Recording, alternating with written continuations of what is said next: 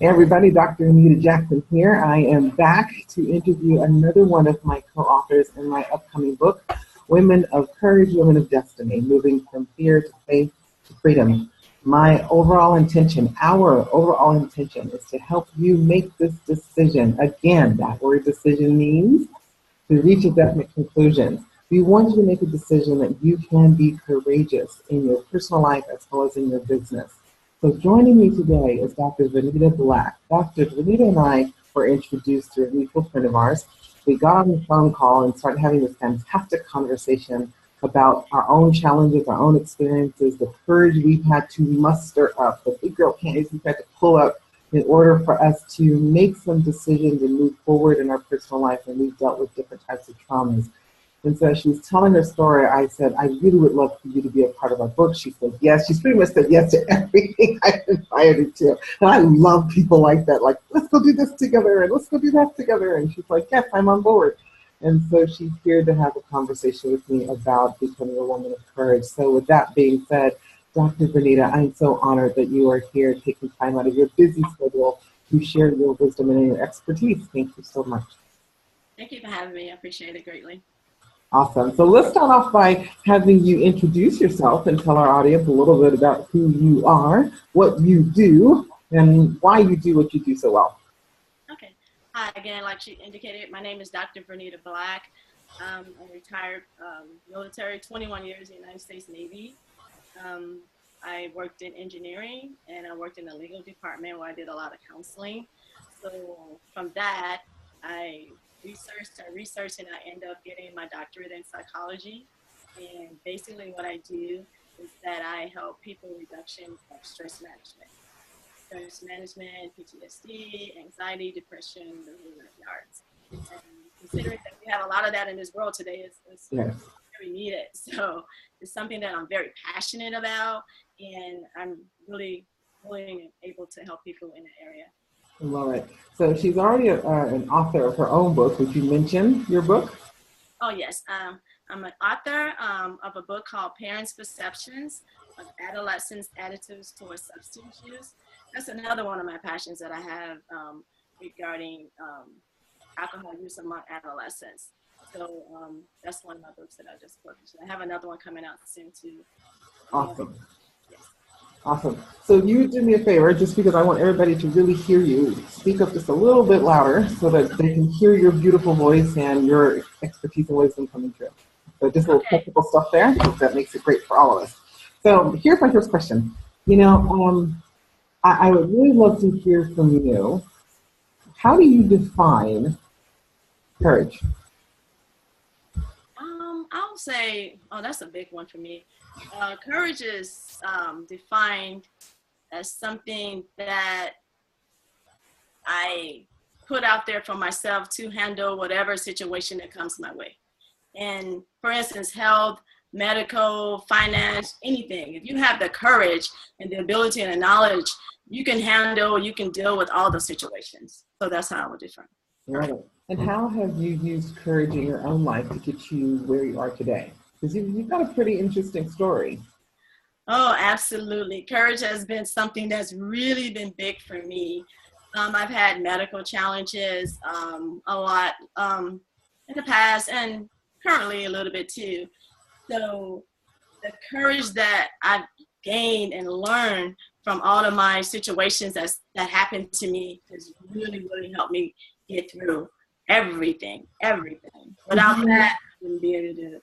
Would you mind sharing a little bit about the challenge? Because what caught me was when you were very transparent in saying about you were in the hospital, you had been on your hospital bed for several months, and while there, you made these decisions, and that's how you end up where you are today. And I'm just like, most people when they're in bed, especially at the hospital, they usually fall into a stupor. You made this opposite decision. You're like, oh no, I'm gonna do this, and I'm gonna do my doctorate while I'm in my bed. So I'm like, go ahead, girl.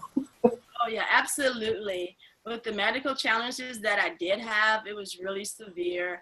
I was off work for approximately 1 year, and I was in the hospital for a long time. In the midst of all that, I I could have gotten down and like, oh my goodness, I'm going through this, I'm going through that. But instead, I was like, you know what? This is my opportunity. I'm in this hospital. I'm going to go ahead and finish my dissertation, because that's where I was. I was in the middle of completing my dissertation and it was holding me back. So what I decided to do when I felt better, I would just write. I would just write like whatever I could. If it was 5 minutes, 2 minutes, or whatever it was, I would do that. And I would do that every day. So by the time I finished with all the medical situations, I was practically done with my dissertation in the hospital. But here's what you just said that caught my attention. I hope our listeners heard you say it. And that is, I recognize that this was an opportunity. Yes. I'm like, I'm in a place where I don't have to work. I'm in a place where it's kind of quiet. I can focus on something that I'm passionate about, something that means something to me of value. And I took the opportunity to make it work on my behalf. That takes a lot of mental, emotional, spiritual strength and courage to make that kind of a decision. Yeah, absolutely. Especially considering that they say, oh, she's not going to make it. She's not going to be here anymore. I'm like, what? Oh, let me. Right. I have to get done. So it was something for me that I had to pull my courage out for, to say, I'm going to do this. And it didn't matter if it was 1 minute, 2 minutes, 30 seconds. I just did it. Yeah, and for those of you who don't know, doing a dissertation is a grueling process. Not only just going to class and doing papers, that's the easy part, but then you've got to write this big, huge monster. You know, it can take up to 7 years of your life trying to get this thing done, or longer.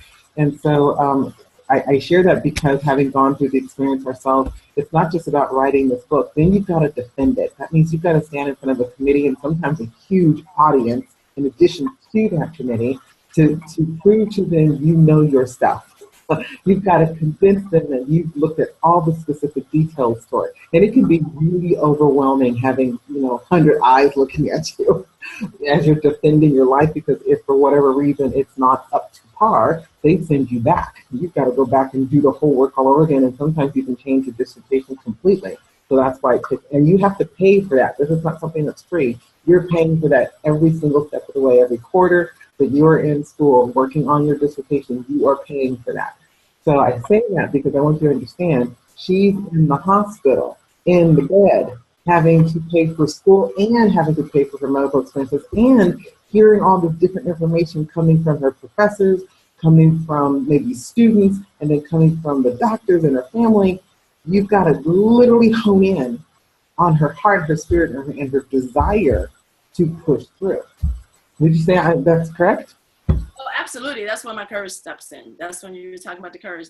You got to find it. You got to have the courage. Whether you feel it or not, you got to bring it up and pull it in and jump on it and take care of it. You have to make a choice. You have to make a decision.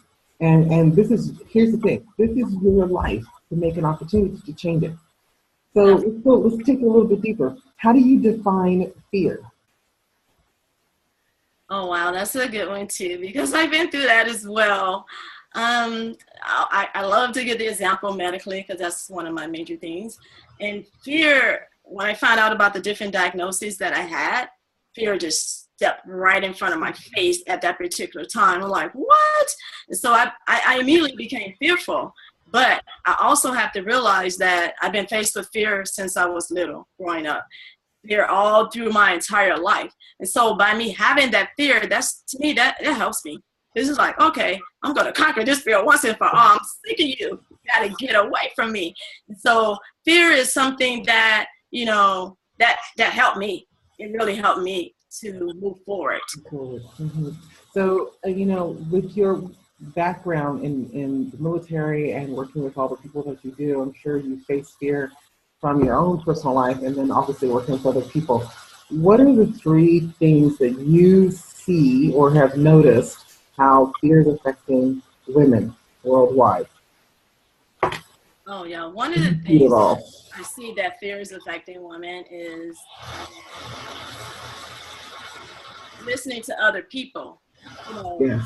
Yeah, listening to other people's judgment about what a woman wants to do. People saying, you can't do this, you can't do this, why are you doing these things like that? And people listen to that and they get afraid and they get fearful and they stop and they just won't do anything. That's one of the things that I've recognized.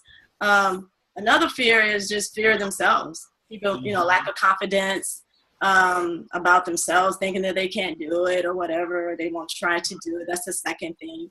And the third fear is probably, I would say, from their background, growing up, because some people way back then, like for instance with me, I'm the first one to go to college in my family. Why are you going to college? Why are you doing this? You can't do that. Why are you doing this? And so when you hear that and then you go by your family, well, nobody in my family did it, so I don't think I can do it either. But you got to reverse that. You got to say, hey, I'm going to step out and I'm going to do it. And then you can follow me. Come on, let's go. But it's fear from how they were raised, I would say. It's interesting. I love that you're talking about listening to others, fear of themselves, and then our background. And so listening to others is a huge one because, like you, I'm the first in my family to complete college. Several of my family have gone to college, but I'm the first one to have completed it. And then others have followed. I have to, give my cousins who finally woke up and said late in life they got back to school and they got their college degree. So kudos to them. But for me, I remember when I decided I was going to be a psychologist. I remember my family saying, "Now, why would you do that? Who's going to want to come see a Black psychologist?" And my first response was, I hadn't thought of that. That didn't cross my mind because I didn't judge that could be an issue. And luckily, I could say it's never been an issue because most people don't look at you from the color perspective.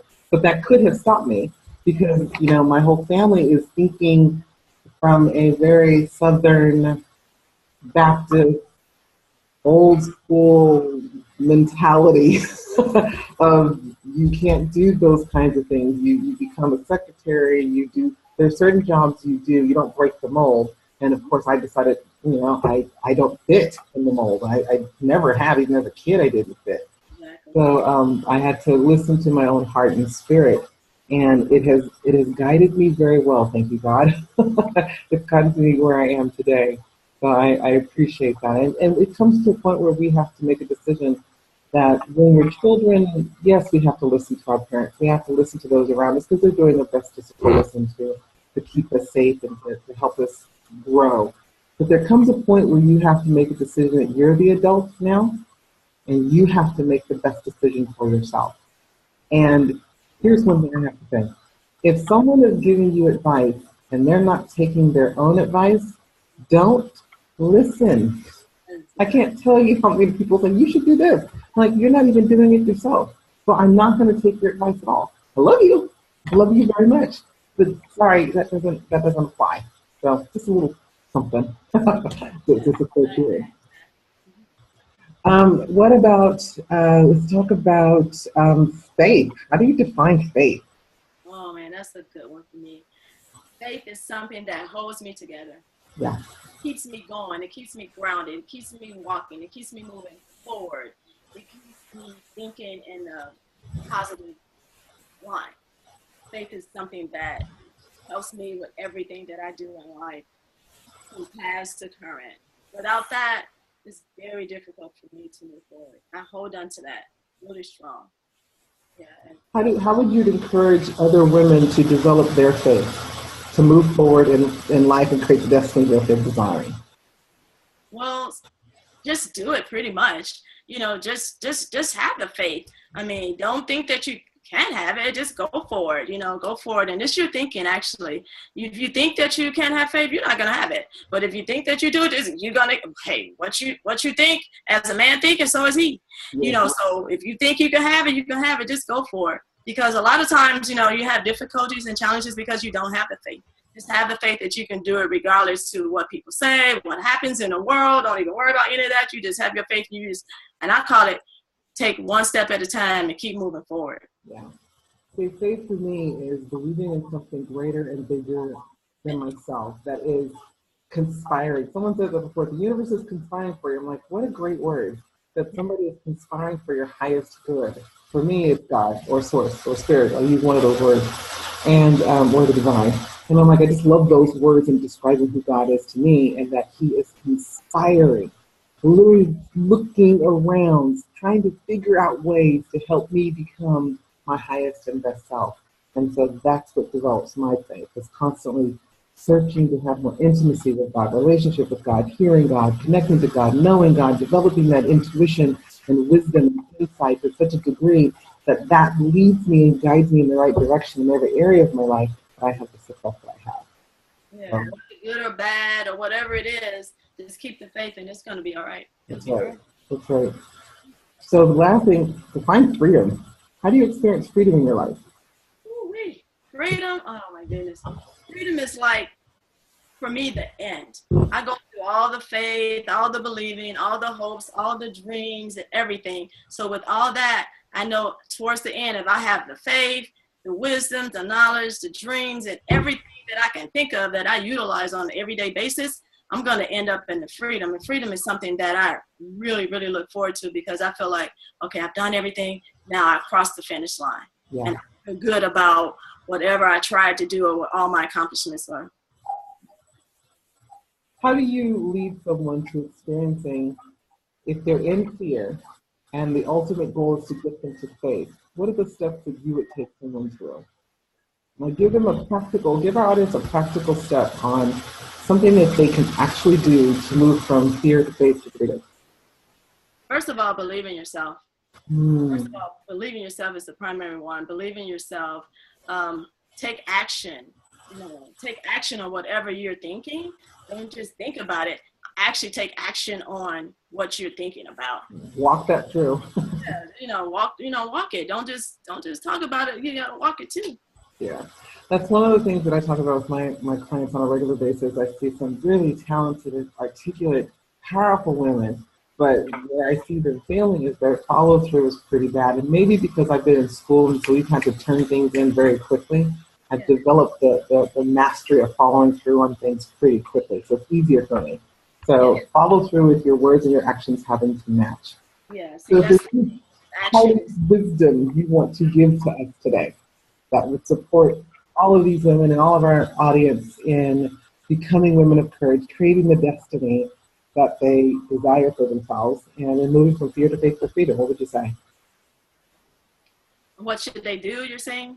What's the last parting words you would give? What's on your heart? What's on my heart? Well, like I said before, is believe in yourself.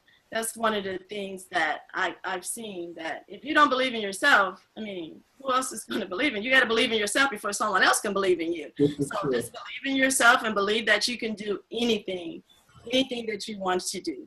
Absolutely. So for me, pretty much most of you know that my heart's desire is to help you remember who God created you to be. An amazing, complete, whole, powerful, prosperous, abundant, unlimited woman. And when you make that decision, the word decision again is to reach that definite conclusion on the inside, when you become convinced that you are more than enough, that you are unlimited, and that you have the right to make an impact in your family, your community, and the world, then that's exactly what's going to happen. I'm so honored and excited that Dr. Vernita was here with me today as we talked about our book, Women of Courage, Women of Destiny, moving from moving from fear to faith to freedom. There's a little bit of a slip there, kind of a tongue twister.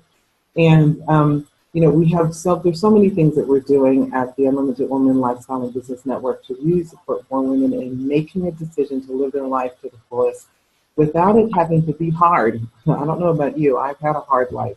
I'm now ready for it to be flowing and easy and a blessing, so that I am blessed to be a blessing to all those in the world. And this book is going to help you do it. There's some amazing stories in there where women really shared that moment that they were confronted with, where they had to make a decision on, I can either allow myself to stay in fear and let my life go down this particular path that I can see very clearly, or I have to make a new decision to step up, show up, and lead with confidence that moves me to faith, that moves me to experiencing the freedom.